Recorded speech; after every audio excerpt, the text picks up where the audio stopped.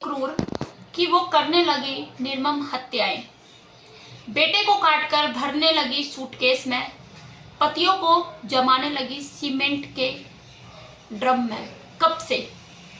इतनी क्रूर तो तब भी नहीं थी जब अग्नि परीक्षा दी। इतनी क्रूर तो तब भी नहीं थी जब चीरहरण हुआ। इतनी क्रूर तो तब भी नहीं थी जब जीवित सती हो जाया करती थी। इतनी तो तब भी नहीं थी जब दहेज के लिए मारी जाती थी। सोचने का विषय है। तब भी नहीं जब बेच दी जाती थी कुछ रुपयों में। तब भी नहीं थी जब वैश्य बना दी जाती थी। तब भी नहीं थी जब दारूबाज पतियों से मार खाती थी। तब भी नहीं थी जब पढ़ने से रोका जाता था। तब भी नहीं थी जब बूढ़ों को ब्याह दी जाती थी। तब भी नहीं थी जब वर चुनने का अधिकार नहीं था। तब भी नहीं थी जब सास ताने मारे करती थी। तब भी नहीं थी जब निर्मम बलात्कार हुआ करता था। तब भी नहीं थी जब वृद्धा आश्रम में भेज दी जाती थी। तब भी नहीं थी जब गर्भपात हुए। तो कहां से और किससे चूक हो गई? कहां से और किससे चूक हो गई? कहां कोई मौन रह गया? कहां कुछ सुना नहीं गया? ऐसे कैसे हो सकती है? वरना एक स्त्री इतनी क्रूर विचार करे।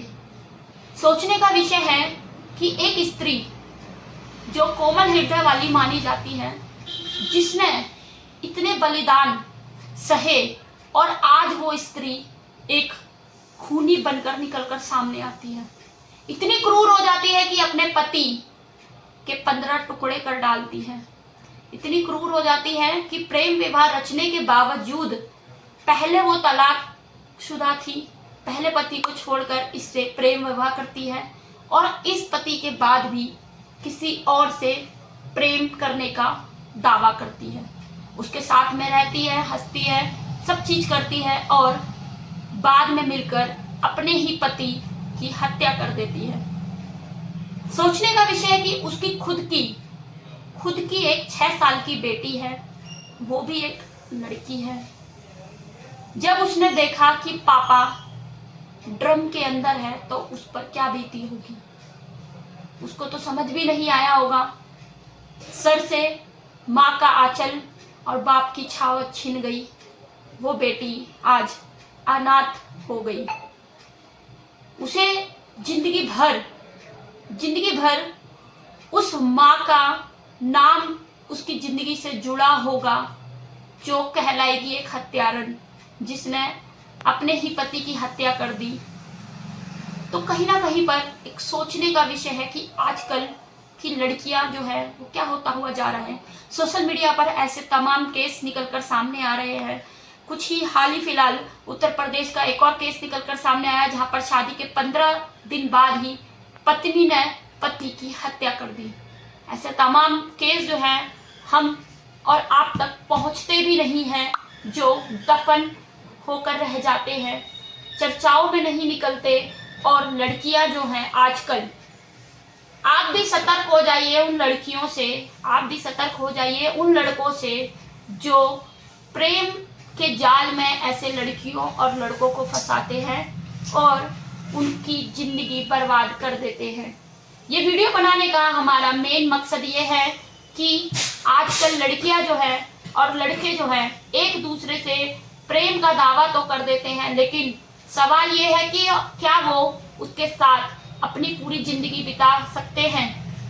एक बड़ा विषय, एक बड़ा जिम्मेदारी जो वो खुद कर लेते हैं, जो माँ बाप की होती है, माँ बाप से छीन कर अपने आप फैसला ले लेते हैं, उन माँ और बाप को गलत ठहरा देते हैं जो अपने बच्चे की भलाई सोचते हैं। काफी बार साहिल, सौरभ की माँ ने, काफी बार उसकी बहन ने सौरभ को सतर्क किया कि ये लड़की बहुत चालाक है, इससे बचकर रहना। अगर वो अपनी माँ और बहन के साथ रह रहा होता तो शायद आज वो जीवित होता। तो आप भी सोच समझकर प्रेम विवाह, प्रेम जाल में फंसे और आपका पार्टनर कैसा है उसके बारे में पहले अच्छे से छानबीन कर ले, फिर चाहे वो लड़की हो या लड़का हो।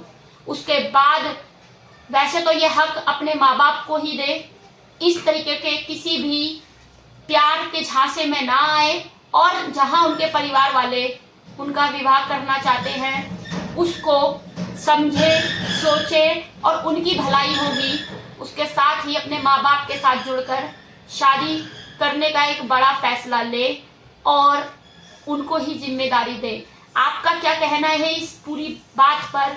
कमेंट में एक बार अपनी राय जरूर दें और अपने माँ बाप का नाम रोशन करें, ना कि आज उसकी वजह से हुई ये दरिंदगी के बाद उसकी माँ और बाप आज खुद उसे फांसी के तख्त पर पहुंचाने के लिए कहते हुए नजर आ रहे हैं। उससे बचे।